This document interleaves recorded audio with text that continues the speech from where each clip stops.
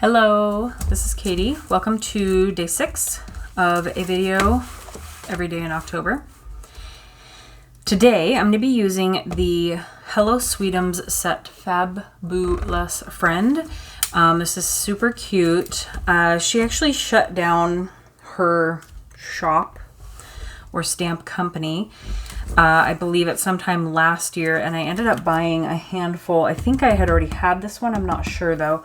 A handful of stamps because she was having like a clear everything out sale.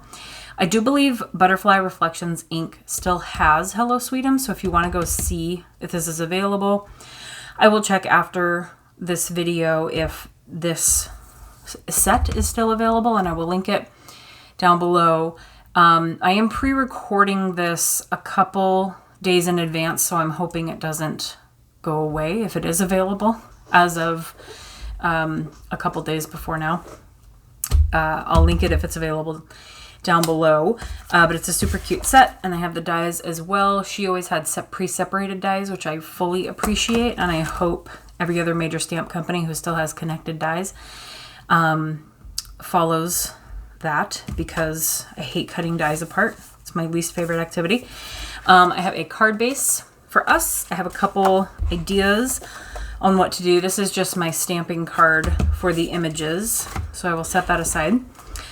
This is Lawn Fawn, the reverse stitched scalloped rectangle windows, and my plan is to cut twice on this because I want to have an orange border and I want to have a night sky in the middle.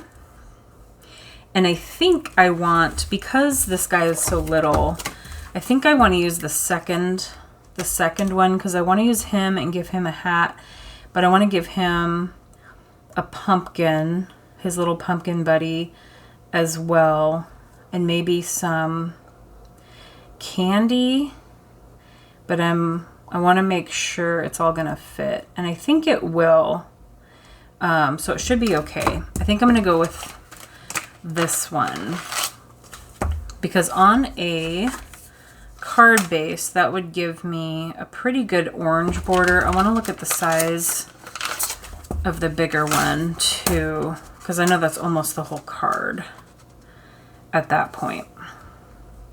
So I think I want the smaller area, so I think I'll stick with the second size down. And then for the sentiment, I want to emboss some white embossing powder onto black, and then we will trim that out. And this black star paper is from the 31 Frank Garcia from Prima, kind of like Pinky Ween pad. So there's that. This one was from, oh gosh, I don't remember anymore. A bigger piece of paper that just had orange on the back. I don't even think it was like a Halloween collection, but it's orange and I want to use it. So the first thing I want to do is trim this down. Set my heat gun that I already have ready. Trim this down, and I think I want it to go this way. And this is not... This one is flat, but this edge is not correct. Sorry, I'm going to do this backwards because these are the only two straight edges. I'm going to go a tiny bit over 4 1/4. I'll save this for later. And maybe a tiny bit over 5 1/2 because I do believe my card is a little bit, just a little bit longer.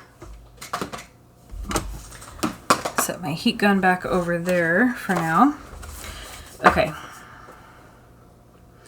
So that should fit the whole card base there, and then we're just going to center this and die cut it out to kind of make that frame. So I'm going to get, I have these full stick, so aside from this slashed here, this border, the whole post-it is sticky, so I use these a lot for sticking down things that go through my die cut machine. So I'm going to cut this out and I will be right back. Okay, so that gave me, I could hold on to this piece as well, but part of the paper got, I think I got something on it, like glue. I might just toss that one. So now this is gonna be my frame, but then I need to cut it out of this as well. I'm gonna try and use as little of it as possible just to get the inner piece. So I'm gonna cut this out and I will be right back. Okay, so now I've only used that much and I can put this back into that paper pad and put that away. So then this will be my night sky that will fit right in there. So what I'm gonna do is just stick down the, I'm gonna grab my tape gun here as smoothly as I can without moving you.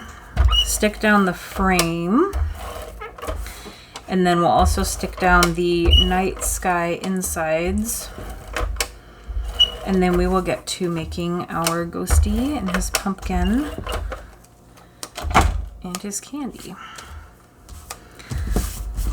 So hopefully I can just line this up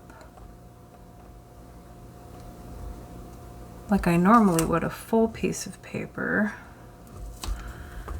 and have that framework out, and then I'll preset this in there to make sure it fits. That looks really cool. I like that. Okay.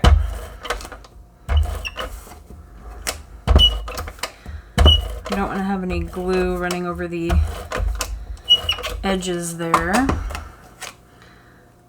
so it doesn't mess up our puzzle piece. All right, so okay, so we've got our puzzle piece card base there. I will set that aside. I think I still want to do the, I just realized I could stamp the sentiment in black here, but I think I'll leave the border clean and still do the white embossing on black. I might do that part last. So I'll set that aside, set this aside. Try not to store my dies resting on top of each other if I can help it.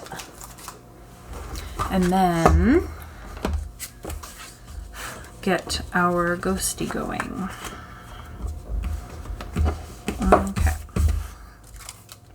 So I do want to put a little witch hat on him. I think I'm just going to do kind of centralized stamping here. I want to give him his pumpkin. And then I think this is meant to be, oh yeah, his little candy bucket. And I can have candy bits kind of coming out of it maybe. So I will do that. Her stamps are very thick, and they have a good size, like, thickness on the line as well. And so they stamp really good. And I am always going to forget. Oh, good, I have candy corn in front of me on my wall. I have this like Halloween pocket letter I did once. And so I have the order of candy corn, which is yellow on the bottom, orange in the middle, and then white. So I can color that properly. All right. So I'm gonna get my MFT Extreme Black Hybrid, which is my black ink of choice as of right now, mostly because it works, I mean, it's working really well, but it also works with alcohol markers and watercolor. So if I wanted to watercolor anything I stamped, I could do that as well. That's why it's called hybrid, so it works for both. I'm gonna grab my Pressure Pal so I can get a clean image, and I'm gonna stamp again. My paper shouldn't have moved, so hopefully the second stamp just makes it thicker, so that's good. And I have a clean impression from my Pressure Pal. I'm going to link this down below. Anytime I use it in a video, I'm going to link it down below because I think it's fantastic.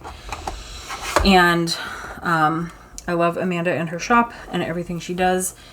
And yeah, I think it's lovely. So with your platform, it helps get much even pressure, and you also don't have to sit here and like push on the window with your hands. I'm going to clean these stamps and then I will be right back. Okay, so now I'm going to color these in. I'm hoping it doesn't smear since I did 2 layers and I'm not really letting it dry, but we should be okay. I'm going to reach for my tri-blends because they are the easiest for me to use.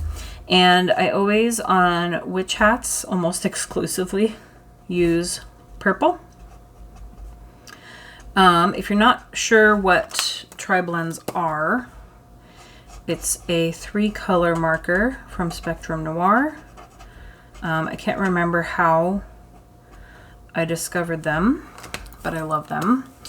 It's very strange how hard it is to find and purchase them. I've never understood, I believe, Crafter's Companion and how they operate. It doesn't make any sense to me, but their website doesn't sell them.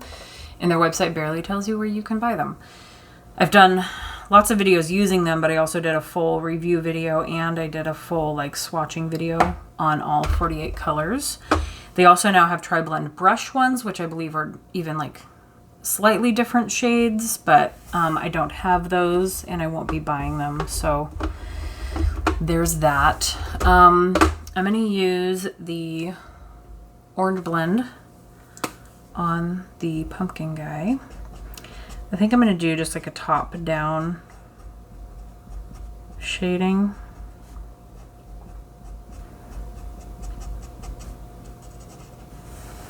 That way. And I think I want to do his, I don't want his trick-or-treat bucket to also be orange, even though it kind of looks like a pumpkin. So I'm going to make that one green. I will use one of my favorite green tri-blends for that. I'm going to try not to go over his facial features too much because I might smear them, and I don't want to do that. The orange blend is a very stark blend, so that one's a little different. For him, I think what I want to do is maybe just outline him in a 0 gray Copic. I think I'll use neutral. Like outline his inner outline just to give him kind of some color and some dimension or shape, but not fully color him in, if that makes sense. You can always go back in and use the colorless blender to kind of blend that out. Aside from fixing mistakes of coloring outside the lines, things like this, like ghosts, are really the only other time I use it, is to just kind of blend it out a little. So he's got like the hint of gray, but then it blends out. I don't know. That'll also dry. It just looks wet because I just colored it, but the alcohol will dry out. My favorite green in the set is the Alpine green blend. It's just a very green, like tree green. It's also a very stark difference from the medium to the light color. It's good for like little alligators. She also has a little alligator, like a summer alligator set that I got. That's really cute. So I might color him with that one at some point.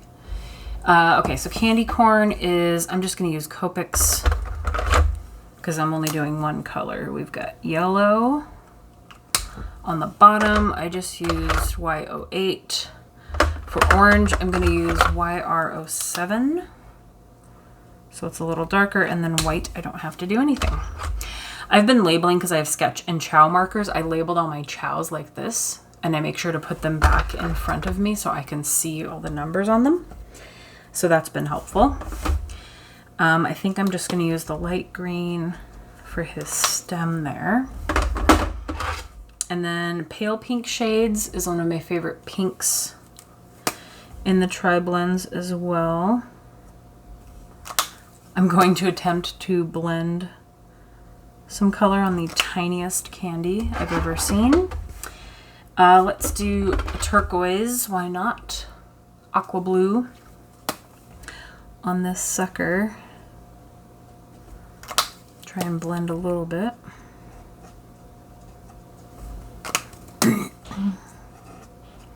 I think the middle is supposed to be a star. It's so very small, but I think it's a star, so I'm gonna grab that yellow Copic again and just dot it in the middle so it's yellow.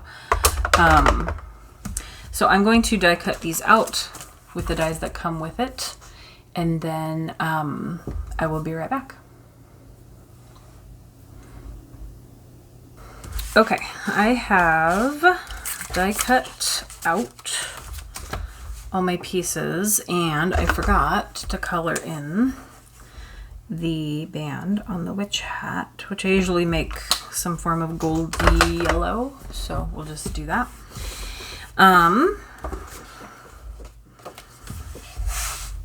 think I can set this up first because I think I want to do your Fab-boo-lous, and I think I can do that in a straight across thing, so we can just center all these pieces here. I will get a glue. I need my tweezers that are not in front of me because I don't have a ton of space on my desk.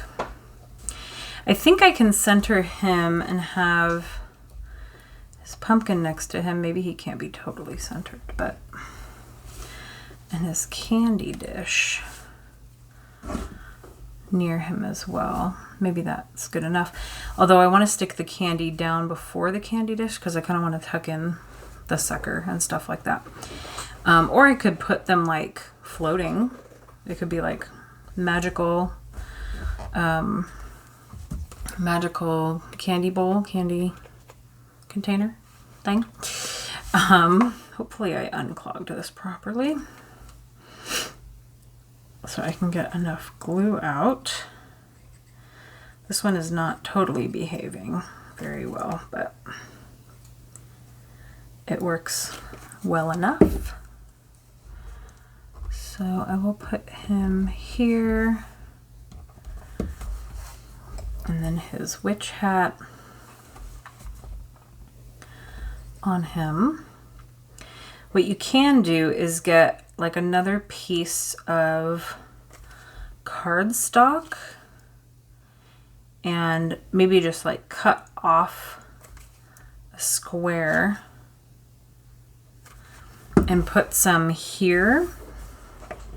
I could do that. I have little pieces left over, so I'll just show you as an example. I'll cut out a little triangle, right? And then you put that here. Put that there to kind of raise it up, because we're also going to put the brim of the witch hat here. So if you can see what I did there, this is going to go on his head, but he is already a layer of cardstock on the top of his head. So to keep it even, you can put another piece of cardstock, so this makes up for like his die cut to even it out, if that makes sense. So when we put his hat and glue that to the top of his head, that could probably go down lower, but then my piece of paper would stick out. Should be okay. I can't see it. Then it's even. Does that make sense? So like the top of the hat doesn't press down further and like slope down. So if you put an extra little, just a scrap of cardstock under there to even it out, then it's more uniform. And then we will, I really need to squeeze out all of this hard glue and burp this one really well, I think. Put down his little pumpkin friend, and then his magical candy bucket.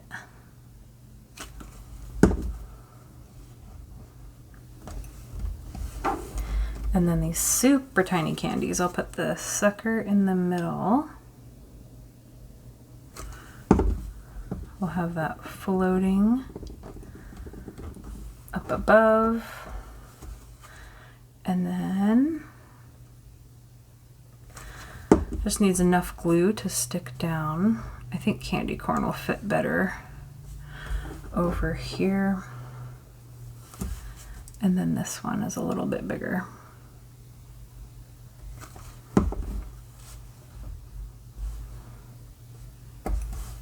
And that'll fit right there. So that's his magical candy bucket. So that is our little ghosty scene. So now I'm going to stamp just the Your Fab-boo-lous, and I think I'm just gonna grab a block. To do that, it is not a big sentiment, so it should fit across this block. The stamps are very thick and very sticky, and so it's hard not to have them sticking to my fingers at the same time. Let's see.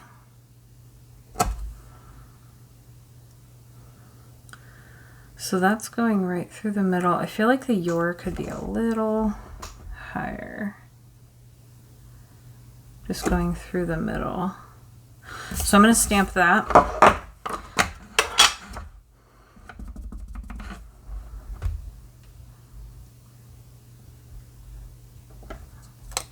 And hope that works out.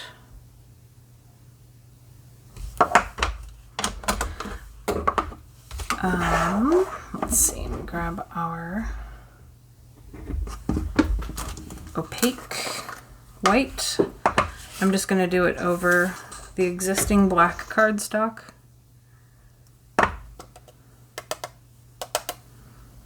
And that should melt just fine. We'll do one more layer to be safe. Get this back in here. I usually put this piece because I do a lot of little black, like white on black sentiment pieces. So I keep my one piece of black scrap paper on top of all the other like full pieces of black cardstock to save for my sentiments and things like that. So I'm going to warm this up really quick and then melt this.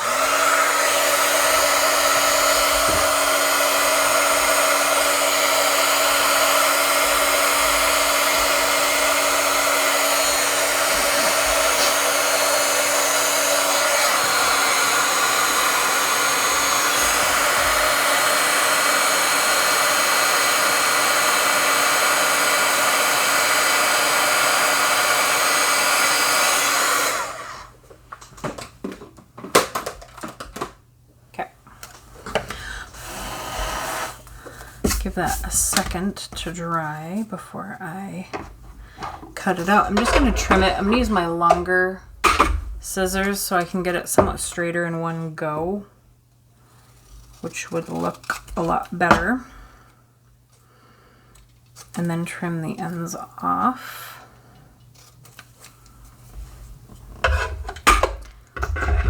That should be better.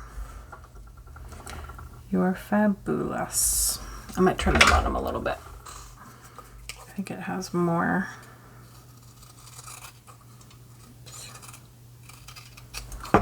More on the bottom. There we go. I'm going to zoom in for this one a little bit. I want to lift this up since everything else is actually flat. I didn't put any dimensional anything. But I'm going to lift it up on like foam squares instead of using my foam tape, just because I have this bag of never-ending foam squares, and I have these Stampin' Up! Dimensionals that are kind of the perfect size for it. So I'll just put some of those across. That one already came off. that one. I still want it fully supported, so I'm probably going to do 5 of these. Okay. So I'll just center that there.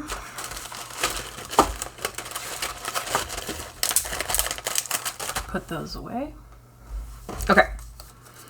So this is a cute little card. You can also do white accents if you'd like. I'm going to find one of my Jelly Roll 10. Get it opened up here.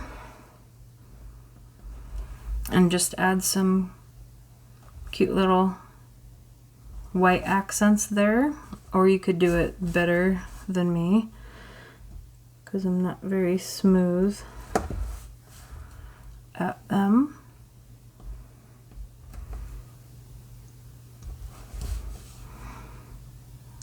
Get some on the candies.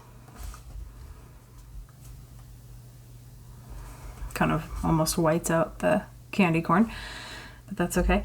A little ghosty could have some, but you won't really see them. But I don't want him to feel left out.